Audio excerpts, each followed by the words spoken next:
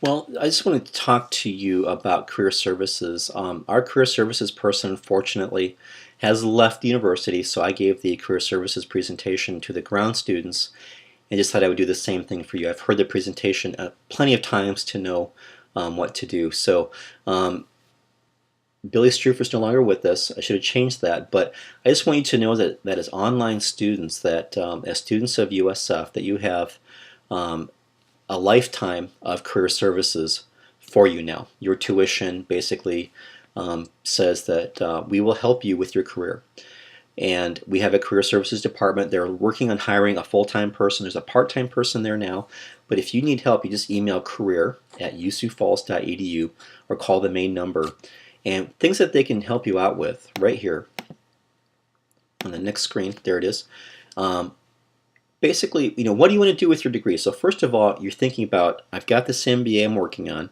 What do I want to do with that? And the goals are different for everybody, obviously. When I got my MBA, when I came to USF, I wanted just to move up in the organization that I was in. That's the goal I wanted at the time. I wasn't thinking about moving on. Now, I ultimately moved on a few years after I graduated, but it was for other reasons. But it helped me move on. It helped me get a job at a different organization where I made more money. Okay. So maybe you want to leverage your degree where you're at now. And quite often with many businesses, as you move up, sometimes you have to go through an interview. You have to post for a job above yours or whatever it is, and you have to, tell your superiors why you're qualified for the job. They can help you with that. Identify new careers. Maybe you're getting your MBA because your undergraduate degree was not in business, but you find yourself in business now, and so you're working on an MBA to give you some business knowledge. And you're thinking, when I'm done with this, maybe I will look around. Maybe I will try to find something different or something that I feel more qualified for. And so they can help you with that. If you want to find alumni, a couple of years from now when you're done and you want to find alumni that you graduated with, they can help you find them. They'll do some occasional alumni gatherings. The best thing they can help you out with is writing resumes and cover letters. You can just literally just send them your resume and they'll give you pointers. Same thing with the cover letter. They'll help you out with the look. You can obviously meet with them in person. If that's not convenient, you can send them information. They'll look at it and come back to you with information. Help you out with your LinkedIn profile. Think of your LinkedIn profile as your digital resume, because I promise you, if you are being considered for a job, that employer will look at your LinkedIn profile. Okay, they're going to look at it without you necessarily knowing that they did. And they will also look at your Facebook profile or any digital thumbprint that you've left behind. They're going to look at your digital trail. Facebook, Twitter, Instagram, whatever they can find. They're not going to tell you that they're doing that either. And so part of career services is just thinking, I'm investing in myself. I'm spending time and money over the next couple of years to give myself another degree or an extra degree.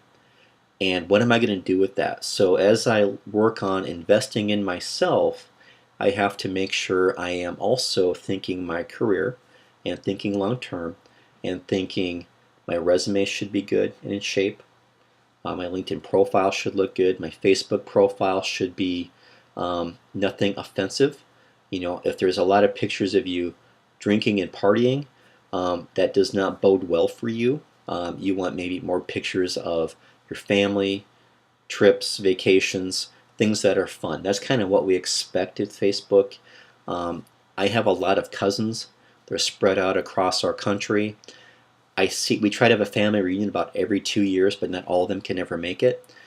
But I love keeping up with them because we grew up all together, and then over the years we've all just split up. And so I grew up with these people, a lot of grade school and high school years, and they're near and dear to me. I love them, and I love knowing what's going on in their lives. As their kids do things, accomplish things, I want to know about it, and that's to me that's what Facebook is. I'm keeping up with friends and family that are important to me. And at USF, a lot of the faculty are on Facebook, and we kind of help each other out through Facebook by posting certain things that we think are interesting to our careers as educators and things like that. So Facebook has a role, and just be mindful of what your profile is versus, obviously if you're in high school, it's going to be very different than somebody who has been working as a professional for a number of years, and be mindful of that. Okay.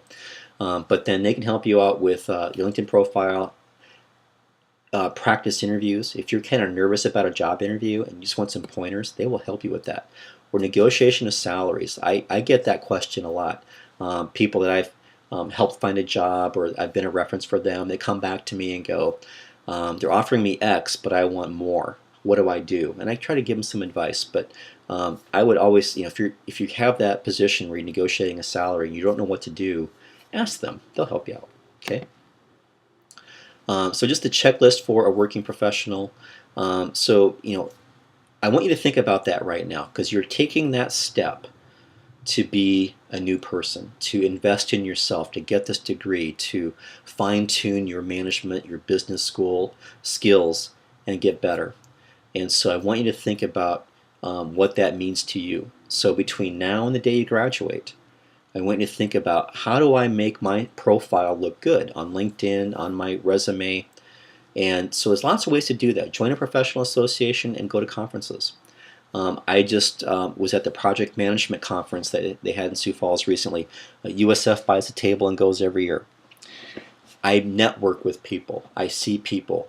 Many of our MBA students are there. Potential MBA students are there. And so we network with them, meet with them. I try to go to a chamber mixer every now and then. I belong to a couple of accounting associations, the AICPA and the South Dakota CPA Society. I go to those functions. I participate. That is how I get to know people, build up my confidence, and I can, say I've done something. Do some volunteer work. I've done junior achievement for 13 years. I love it. Absolutely love doing junior achievement. And so that's something to put on a resume. I've coached sports. I've coached Lego League. Just anything that you can show to an employer that you are serving others. You are devoting your time to help others, kids, other adults, whoever it is. Okay. Start a career management folder. Okay. So think about as your career progresses, what are the things that you want to be top of mind to you that you know you can go back and refer to help you when it comes to that next promotion, trying to get the dream job you've always wanted.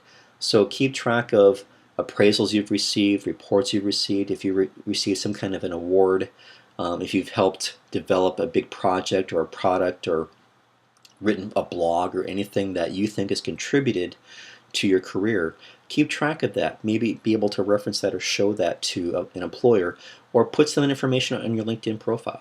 That's the other thing that you can do. Okay, so just as you think about a resume, one page is important. I've had a number of HR people tell me that more than one page is a turnoff for them. The way it works nowadays, they're getting 50 applications for a job, they're getting a lot, and they literally look at a resume, make a decision, yes or no, within seconds. Okay, so it has to look good. It has to be visually appealing. Okay, one page. It does not have to have pages after page after page. Okay, focus on experience or transferable skills that any employer will be looking for. Emphasize numbers, outcomes, and achievements on your resume. And so some key words to think about on a resume. Here they are. So job titles, you can see what those are, and strong action verbs, things that you've done and accomplished. So obviously some of the titles and terminology will be very specific, right? So I'm an accountant by trade, and so there's a lot of accounting terms here. SAP is an accounting software.